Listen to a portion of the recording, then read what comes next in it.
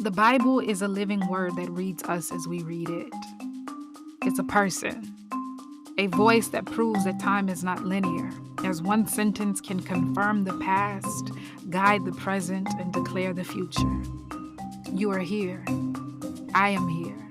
He is here. We are here right now. In the tomorrow of yesterday and in the yesterday of tomorrow, I thank you for joining today. So we're back. Thank you so much for joining once again.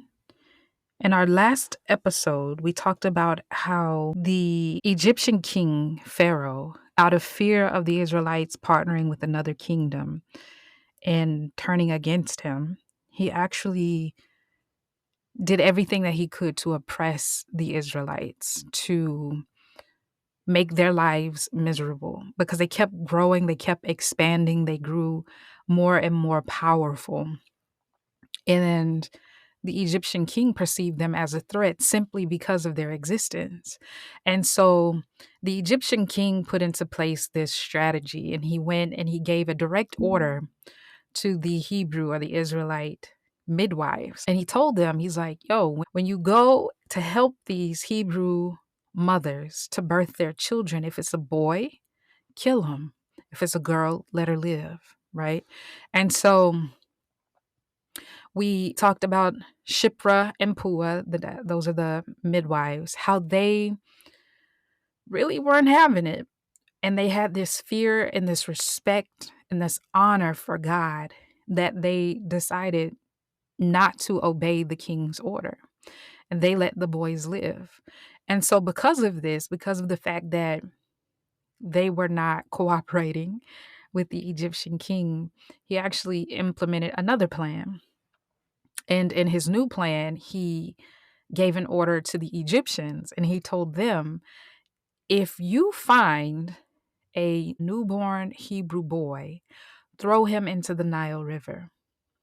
Okay, so we left off there in our last episode. In this episode, we pick up one sentence. It says that Pharaoh gave this order, throw these Hebrew boys into the Nile River. In the very next chapter, we see that the Israelites are continuing to live, right? Despite the political climate, despite the threat on their lives, despite all of the hardship and adversity that they were facing, they kept living. The people were still getting married, they were still having children, they were still celebrating life. And so we hear about this man and this woman, and they both were from the tribe of Levi, and they got married. She got pregnant. Her name is Jochebed. So Jochebed got pregnant and ended up having a little boy.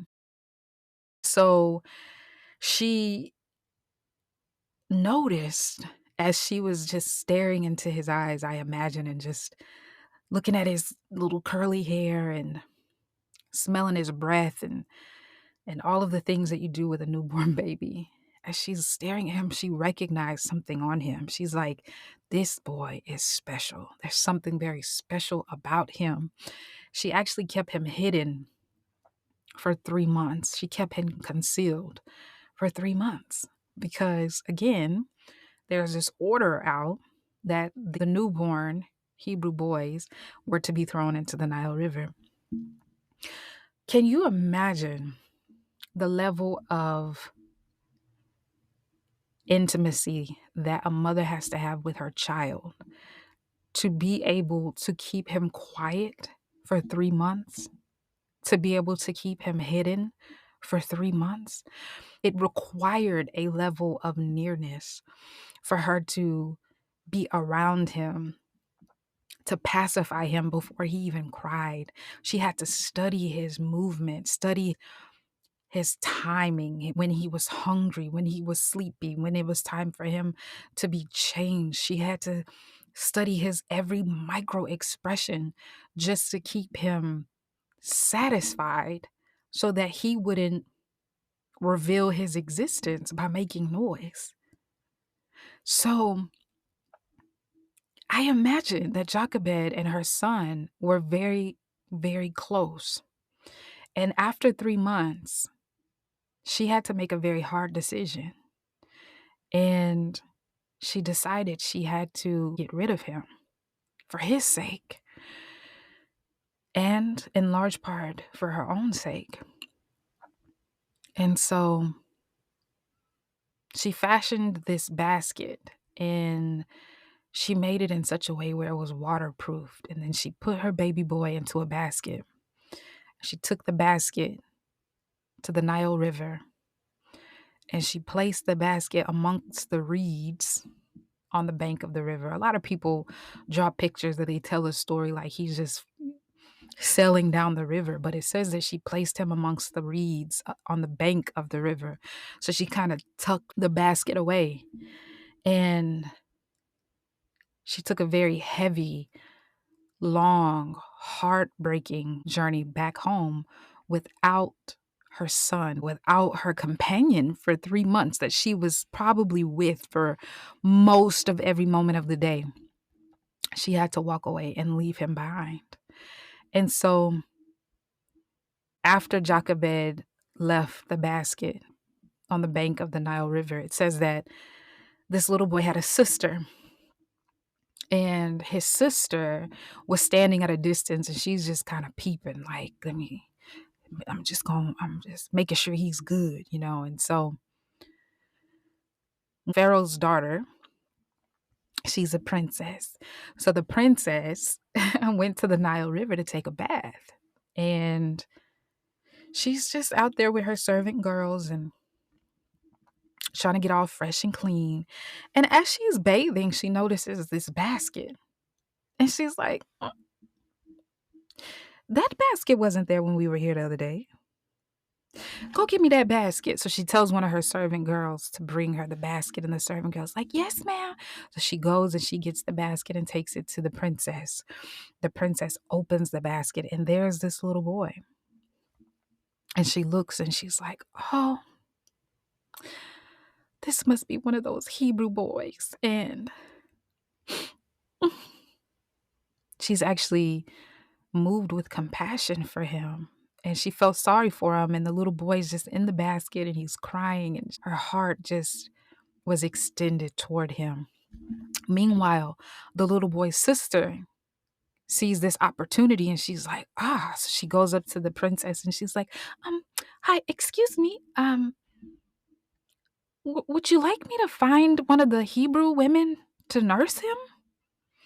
And the princess was like, that's a wonderful idea. So the little girl runs home and she's like, Ma! And Jochebed's like, what, girl? And so the little girl's like, Ma, you're not going to believe this. I was out at the Nile River because I was watching the basket after you left the basket, and I just wanted to make sure that the boy in the basket were good. And then the princess of Egypt, she came. She was taking a bath, and she saw the basket. She opened the basket. I didn't know what was going to happen. And then I could tell she wasn't angry. She wasn't upset. She didn't want to harm him. So I walked up to her and I asked her if she wanted me to find somebody who could nurse him. And she said, yes, come on, we need to go meet her. I imagine Jochebed was startled and surprised and excited and still wiping away tears. It was a roller coaster of emotion for her. And she, I just know, was in a hurried walk to get to the princess, but she had to maintain her composure as the princess spoke. And the princess is probably like, hi, I know that this is a lot to ask because of what my father ordered. And I don't mean to be insensitive because obviously you lost a child, but I understand you're nursing and I'm not producing any milk. So would you mind? I just found this little boy. He was in a basket in the Nile River, and I'll pay you if you'll just nurse him. And Jochebed, I'm sure her eyes were locked on this little boy, and she's just like, couldn't be too eager to say yes. But he, I imagine, was like, of course, yes, it's the least that I can do. And took the little boy into her arms again and was able to safely take him back home and actually love him out loud. And she nursed him and nursed him and nursed him. And once he reached the age of being weaned, she knew that she had to part with him again.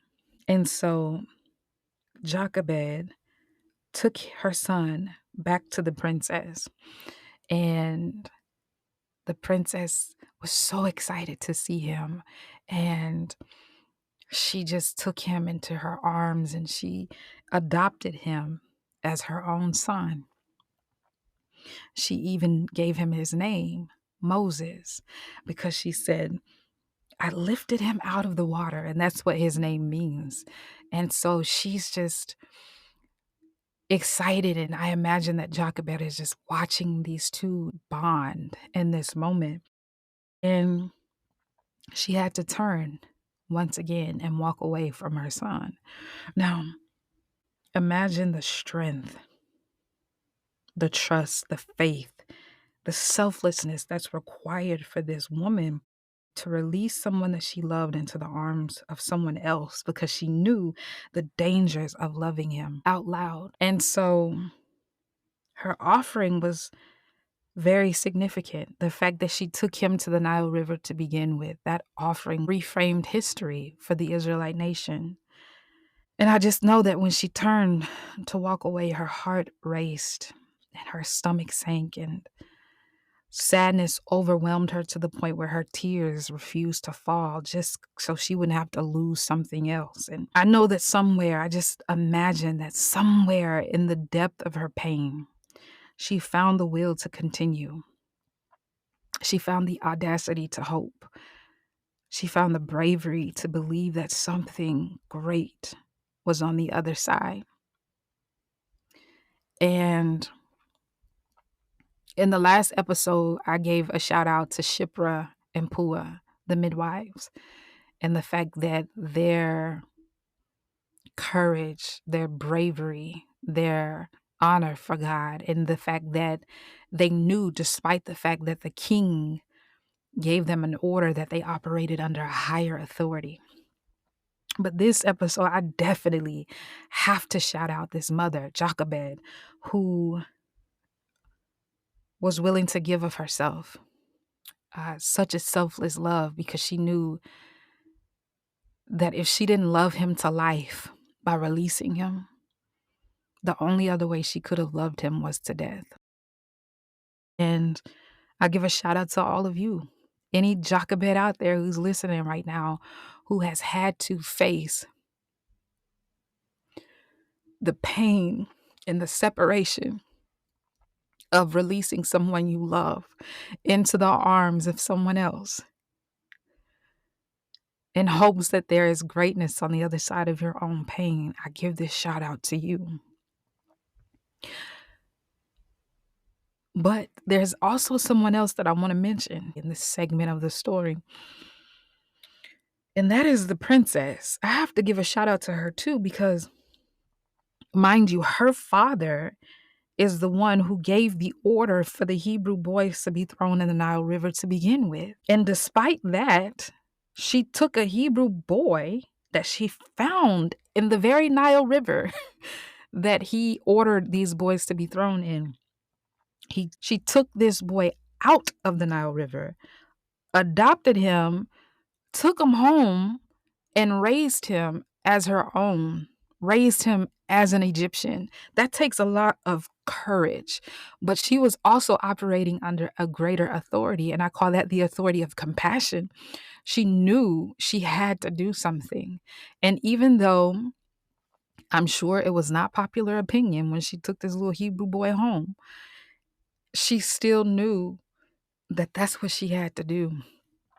And because of that, because of her selfless love also, she helped in the way that Moses was raised, the way that he was cared for, the way that he saw leadership modeled. And he will later become a very great leader. And we'll see that here in the next episodes if the Lord blesses me to record more episodes. But sometimes there are things we have to release. There are some things we have to surrender because we know that we've reached our limit, because we know that it will benefit them more if we release it. Also, not everyone who fits the profile of being an enemy is an enemy. So we have to be very careful how we criticize and how we judge, and also be willing to see people and to see opportunities to be moved with compassion and to help people regardless of what other people may think, because you don't know who you're helping.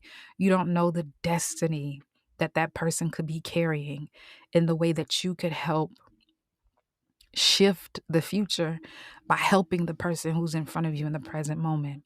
So hopefully you get something out of this episode. I thank you so much for your time and for still entertaining the idea of visiting every week and listening to me. I'm very humbled and very grateful for you and your time. If you don't already have your copy of Moses, the Misfit, the Thug, the Called, please go to imaginebiblestories.com and pick up your copy today. I'm going to leave the link in the description. I'm also going to leave you a limited time only coupon code. But I did write a book in my voice, in my narrative, just in my own cadence, really reflecting the story of Moses and the impact that he makes and made. And so get your copy. Please like, subscribe, share, leave a comment, because I really want to hear from you. I want your feedback. And I thank you again for your time. Until we meet again, bye for now.